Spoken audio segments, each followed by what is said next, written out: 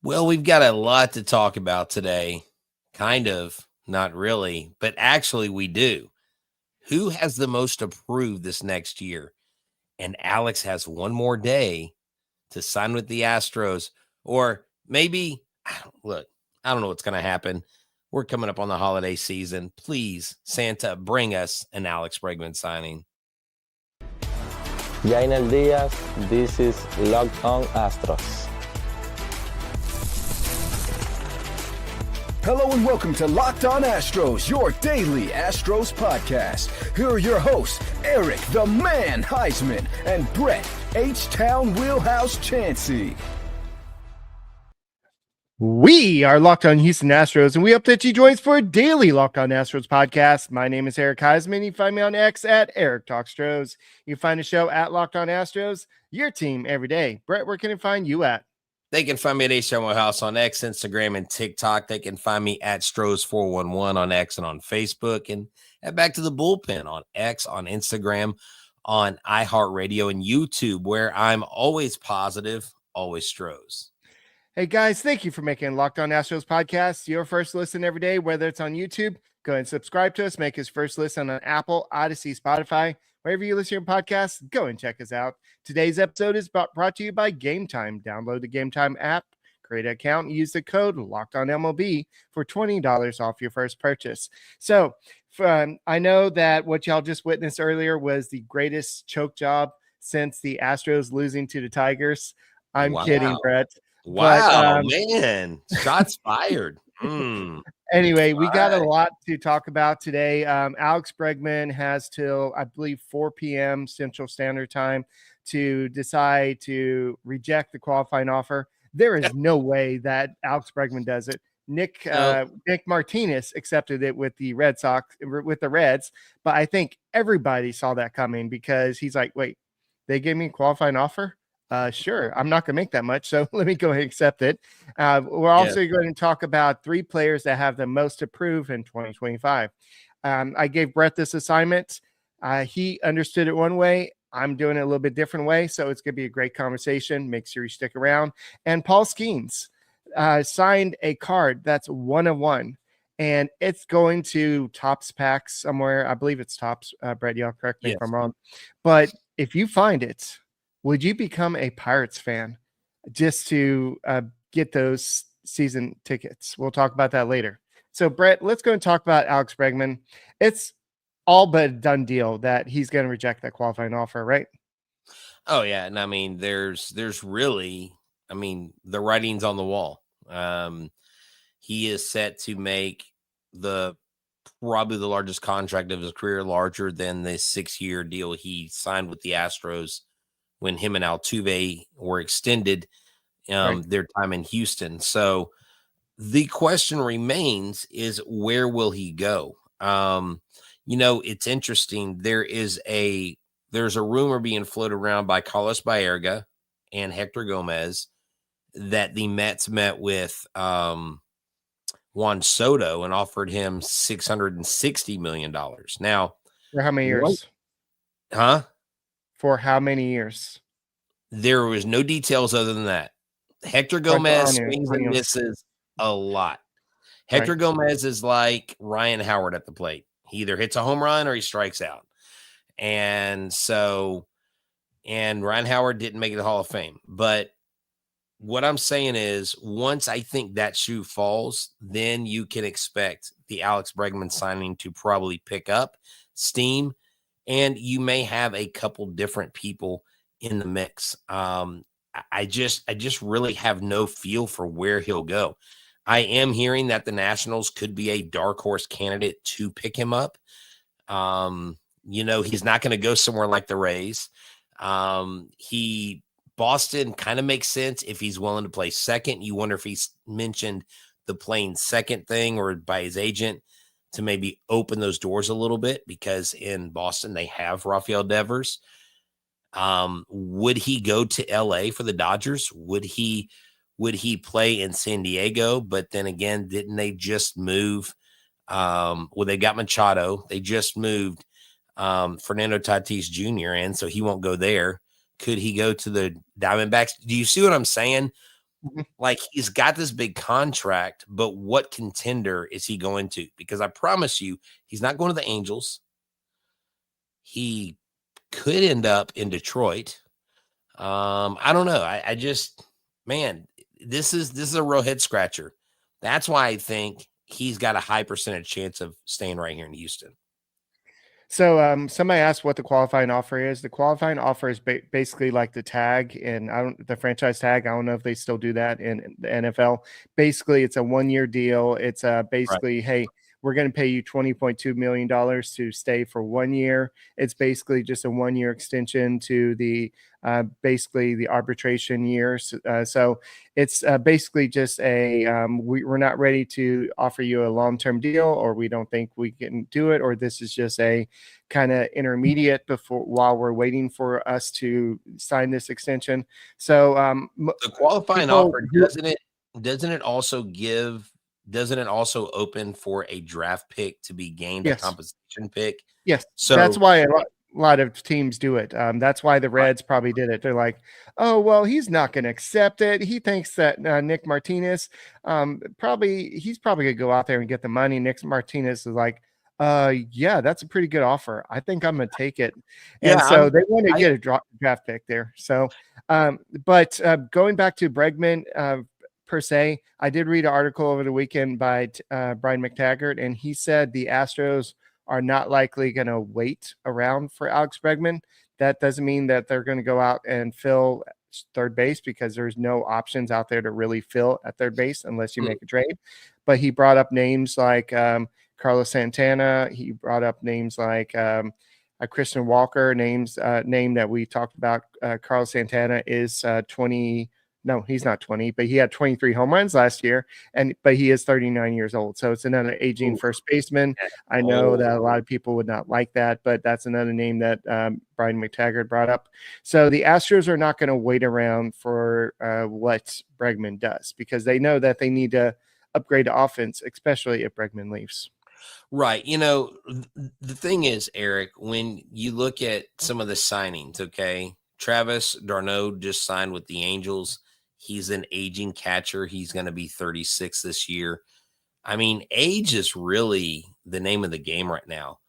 Yoan Moncada is the one that you've mentioned multiple times. Okay. Nicky Lopez, 29. Gio Urshela is only 33. Hey, Jock Peterson's a young 34 and a half. And Brian Anderson's 31 and a half years old. So those are the guys right now off the top of my head that come out as the unrestricted free agents. And it just makes you wonder, are the Astros going to go down the road of signing an aging position player just like they did with Jose Abreu, right? Jose Abreu in 4 games has 3 home runs and 7 RBIs. I knew that was coming. I know. Good job, but you got to do it in the big leagues. I mean, you know, Trevor Bauer striking out 20 people in Mexico. It's still not the big leagues. Jose Abreu, let somebody else take a risk. Hey, Tampa Bay, you're playing in a spring training stadium. You might as well bring in Jose Abreu. No.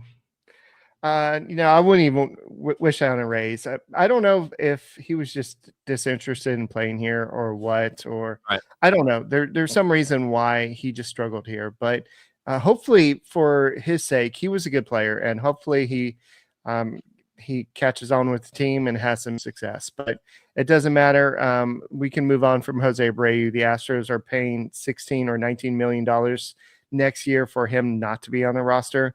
So we can move on from him. But Zach DeZenzo, by the way, is doing pretty well over there. He is hitting well.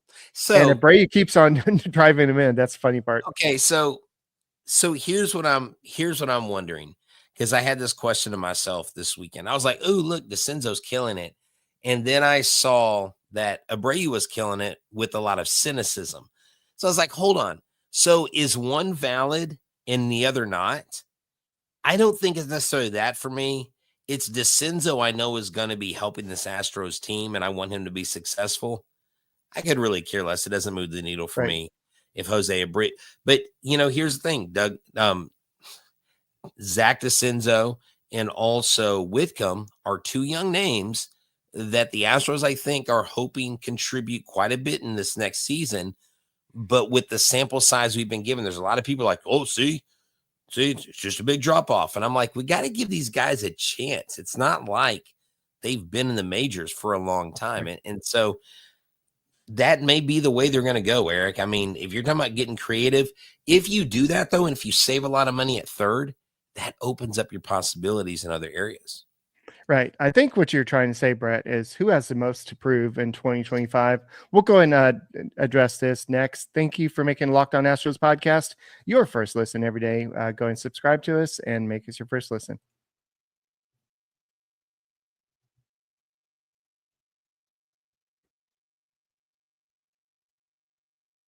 Oh,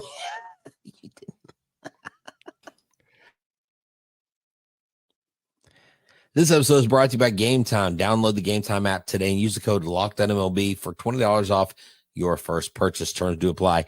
Game Time is always there.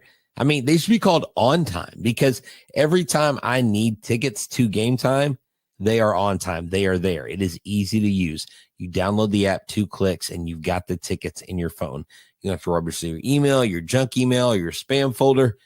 They're right there. Whether it's baseball, concerts, basketball, football, it doesn't matter the event. They've got you covered. It's not just in your city. I mean, you can look all over Game Time if you're going on a trip. So check it out today. Game Time is the only place I go with zone deals, with views from my seat, with the guarantee that they have the lowest price. If you find a lower price for the same section and same row on a different page, they will credit you 110% the difference. Make sure that you know that terms do apply, but download the Game Time app, create an account, use the code LOCKEDONMLB for $20 off your first purchase. Terms apply. Again, create the account and redeem the code LOCKEDONMLB, LOCKED on MLB for $20 off. Download the Game Time today. Last minute tickets, lowest prices, guaranteed.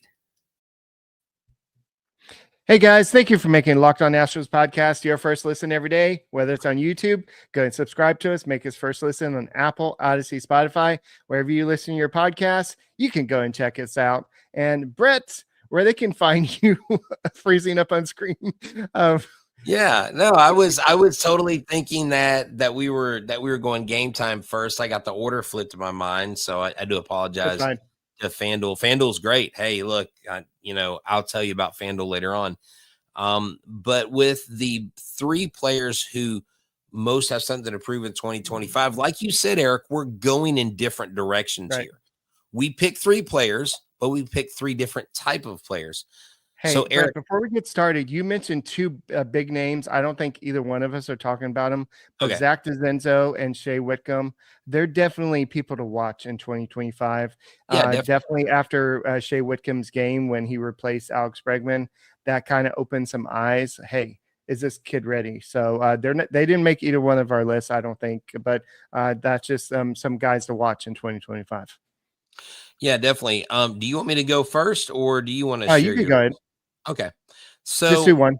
Okay, one at a time. Okay, so my first guy, and Eric, I would like to get your thoughts on this. I think number one, when I think of something to prove, I think it's Forrest Whitley. I think Forrest Whitley, because he's so long on the tooth, he's had so many setbacks. I've had a chance to talk to him. I've actually talked to people close to him, and he's chomping at the bit. He's excited to get out there, and I think this is the year that he actually contributes. Because if he doesn't, Eric, the bottom line is this is pretty much his last chance with the Houston Astros. So if things don't work out with him, then I think for Forrest Whitley, it's probably going to be moving on to another team. It's literally and you know what? The Astros have stuck with them. So they've stuck with them. But I think he's got the most to prove. Stay healthy, continue the success he had in AAA, and go forward. Well, with kind of I wouldn't call it a mass exodus, but with a lot of the players leaving in the bullpen, Whitley has a chance to actually contribute this year. Last year, when he had his chance, there just was too many Indians or not. Let's just say there's too many chefs in the kitchen. That's a better phrase. But there's just too many chefs in the kitchen at the time, and he just didn't get a chance. And I think he came up for maybe one game at the very end, and then was sent back down. And it just was like no way for him to just be able to contribute. So I think right now you have a lot of inexperience in the bullpen, especially if they don't go out and get any different bullpen options. I still think that the Astros bring in another bullpen arm over the offseason, but definitely a thing to watch. But that kind of brings up a name. Oh, Brett, he's out of options now.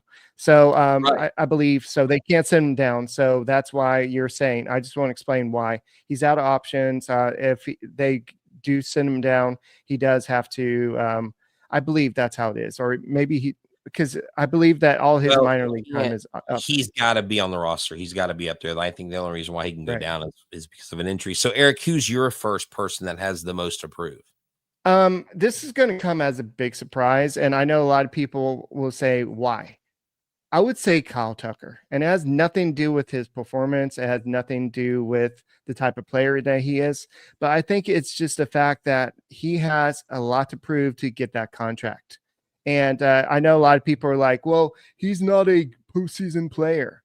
Well, in his career, he has been a pretty good postseason player, but the past 2 seasons, he's kind of come up a little bit short. I guess the past 3 years, batting 204, 150, and 0 this past season. But in his career, he's batting 229 with the 685 OPS with 8 home runs, 28 RBIs. So I would not say that he's been a 0 in the postseason. He's just struggled a little bit recently.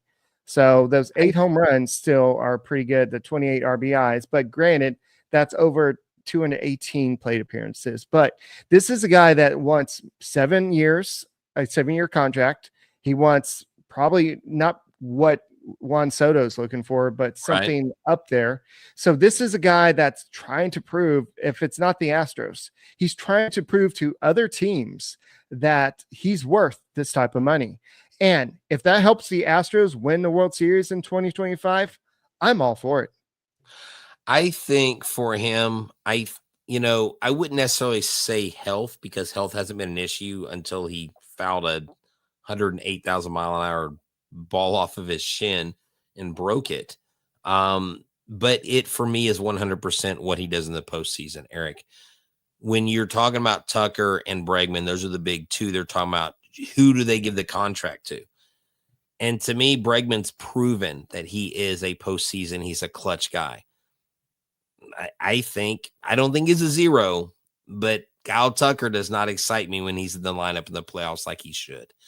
And I think if they get back to the playoffs again, which I anticipate they will, then he needs to actually contribute. And this last year, maybe he gets a bit of a pass because I don't think he was still full strength when he came back. And I can imagine the pain he might have been in. Not to make excuses, but I think for me, it's a postseason portion. For my second person, Eric, with the most to prove, I'm going to put 2 people into one, because I think only one of them is going to end up being here long-term with the Astros. It's McCormick and Myers. And the M&M twins, I'm going to start calling them. McCormick and Myers have got a ton to prove. We've seen really good results out of both. We've seen really poor results out of both.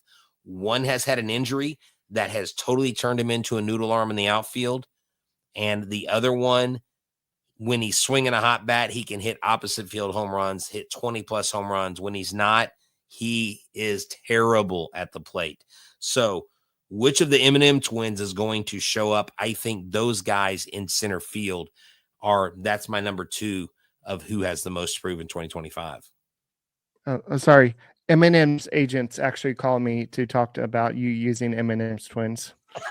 Did I violate some copyright? But Eric, yes. I mean, does that make sense though about those two? There's a chance that Jake Myers gets non-tendered before the deadline. I believe that's coming up as well. So there's a chance that, like I said, it's not a lot of money, but if you want to give Jacob Melton a chance to perform this year, you're not going to be able to do it if you have a lot of chefs in the kitchen, and that's what you have in the outfield technically. So I think that there's a chance that Myers may not be part of the picture too much longer, and the Astros already brought in a former top prospect to kind of handle things in Trammell. So we'll see what comes up, but that's a good pick. I'm kind of going with the star route, and Framber Valdez, he's also going for a contract this year. We saw him kind of implode in the playoffs, and we'll have to continue this conversation next. Thank you for making the Locked On Astros podcast your first listen every day. That's right. This episode is brought to you by FanDuel. FanDuel is America's #1 sports book. Now get ready to tackle the NFL action with FanDuel, America's #1 sportsbook. If you were watching that exciting Chiefs and Bills game, oh my goodness, what a game. The Chiefs lost for the first time in 16 games. Insane run. And if you want to go to FanDuel and bet on the action for the Cowboys Texans big Monday night game, then you can do that. New customers, when you bet $5, you get $150 in bonus bets if your bet wins.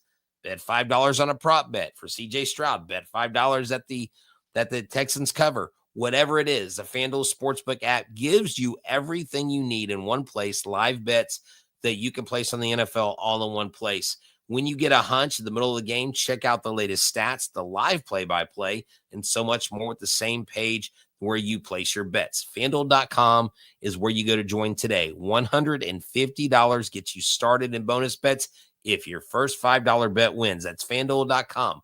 Never waste a hunch and make every moment more with FanDuel, an official sportsbook partner of the NFL.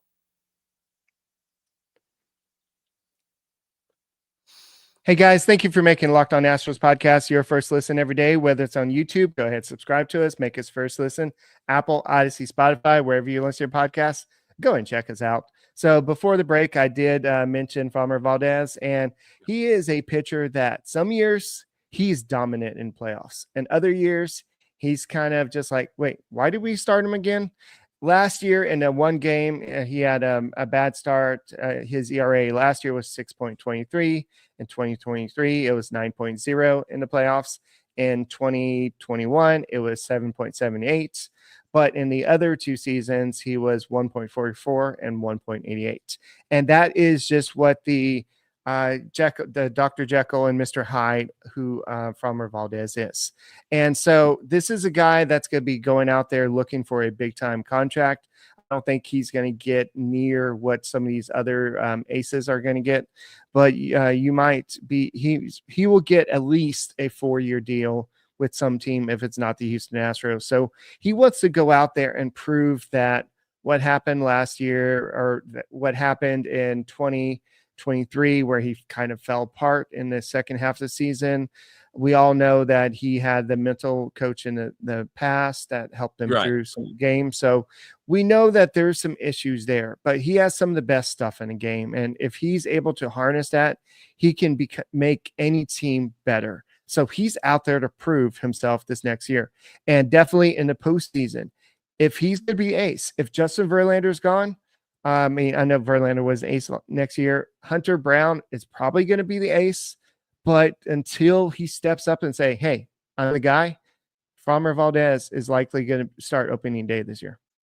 Yeah, definitely. You know, Framber Valdez, I think that makes sense. He does have a lot to prove in not just not who he is, but can he be consistent? Can he, like you said, can he stay away from the meltdowns mentally? When he gets into a playoff situation, can he be counted on? Because I remember when he went into 2023, game 6, the ALCS, we had Framber Valdez going. I knew like Framber's going, it's going to be great. No. Or maybe game 7, whichever game he went in, it was not good, right? So that is a good pick for me, for my third pick, for the person that has the most to improve. And it's a toss up between a couple different people, but I'm going to go out there and say it. I know I'm going to go out there and say it because he's been on this major league roster since 2017. He's famous for consecutive curveballs in a World Series game. He up until this point had more RBIs than Aaron Judge in a World Series game. Lance McCullers Jr., the barista himself. he has a lot to prove, Eric.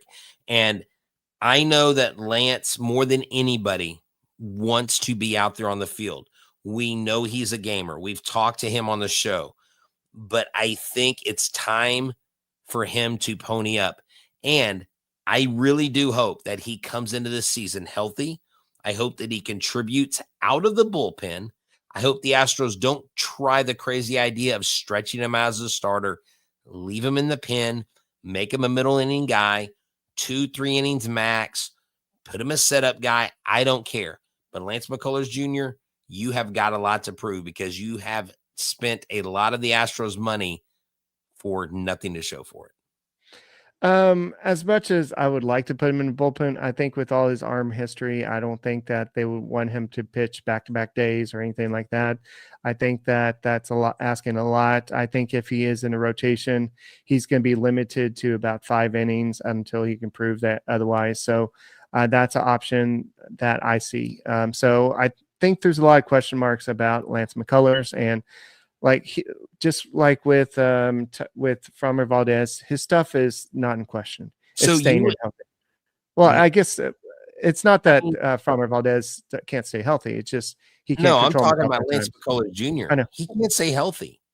I know. How his stuff is not in question, though. That's what I'm trying to say. He's changed his pitches. He Right. goes to a changeup more than he used to. No, Right. Lance McCullers cannot be trusted as a starter. I'm sorry. Okay. He's Right. in the bullpen. If it's me, you're going to the bullpen. You're done. You're done as a starter. You tried the starter thing how many years in a row, and it's not worked out. The definition of insanity is doing the same thing over and over again and expecting different results. But that's where I think you and I differ. I would not put him as a starter at all. Maybe an opener, not as a starter. Okay, so we'll see. And forgot that Ryan Presley was actually this old, but he is actually 35 years old. I forgot that he had a good career before he came to the Astros, but he's actually struggled. I guess in the postseason this past year, he struggled in the regular season, and he's my third guy. I think this is a guy that once the Astros signed Josh Hader, this was a question like, okay, what are they going to do with Ryan Presley? And so I know there's a lot of teams are inquiring about Ryan Presley because he is a closer. He can go to another team and be an instant closer. So last year, like I was talking to you before the show, his ERA actually came down this past year. It came down from 3.58 in 2023 to 3.49. But of course, his whip went up from 107 to 1.34. He pitched in fewer innings and he had fewer saves, of course. But also the strikeouts went down. Strikeouts went down from 74 to 58. And the more alarming thing was what happened in the postseason. After having 2 scoreless postseasons in a row, and then 2021 of 0.93 ERA, he had a 40.50 ERA. Granted, it was a small sample size, but still, in 2 innings, he allowed the 3 runs. And I don't want to say he blew the Astros' chances against the Tigers, but he didn't help the cause. Yeah. Look, at the end of the day, I think there are several people who have a lot to prove. Pedro Leon has a lot to prove this year. There's guys in the AAA area. There's going to be a lot of guys that get chances this year, I think, pitching wise. I think the pitching position is going to be fun. Ryan Gusto and guys like that. AJ Blueball and Gusto will definitely be up to contribute to the big club. And so I'm looking forward to that. I got to go back to it and say that I can't imagine Alex Bregman playing anywhere else. But what's wild, Eric, is the way card collecting has gone in the last 5 or 10 years. Mm-hmm. And now you've got Paul Skeens. Now, let me explain this 1-of-1 card, Eric, has a patch that says MLB debut that he actually wore on his jersey in his MLB debut. So that's what's so cool about the 1-of-1 patch. Forrest Whitley has one. Joey Loperfido has one. But Paul Skeens, the Pirates are offering 30-year season tickets, 2 seats behind home plate just to turn over that Paul Skeens 1 of 1. And then I heard today, I'm not a big fan of Seth Meyers, but it would still be cool. 4 VIP passes to his show, just so you could bring the card to show him before you take it to the Pirates and turn it in. But you asked earlier, would you become a Pirates fan? Dude, I wear all the Pirates gear for 30 years, season ticket behind home plate. Now, I would do cool stuff with them, give away to charity, give away to kids, like in Pittsburgh. Right. But that would be a cool thing to get. The card itself, but do you hold on to it and sell it to maybe Jeff Golden? Would he give you money for it? Well, that's the question. So would you move to Pittsburgh? Because obviously you can't live in Houston and have season tickets. But Livy Dunn, actually, she's a gymnast for LSU, of course, Skenes' girlfriend. But she actually tried to top the Pirates offer and say, I'm going to go and top it. If you go ahead and give me the card, I will go ahead and allow you to sit with me in the in my own private suite. So is that just one game or the whole season? Or I don't know. For 30 years? No, that's the thing. I would go for the 30 years because as much as it'd be cool to go with the suite with all the free alcohol, the free food and everything for 5 years that Skenes is there until he goes to the Yankees or whatever. Or comes to Houston. Yeah, whatever it is. But I would go for the 30 years versus the short term. But that's what I would do. No, but look, I think it's cool. Topps has done a phenomenal thing with this MLB, debut patch. I think it's a cool thing. Yeah. So, guys, that's all we got for this edition of the Locked On Astros podcast. Thank you for making us your first listen on Apple, Odyssey, Spotify, and go ahead and subscribe to us. We're trying to get to 15,000 subscribers before the end of the year, and we will see you later. And go Stros. Brett? Go Stros.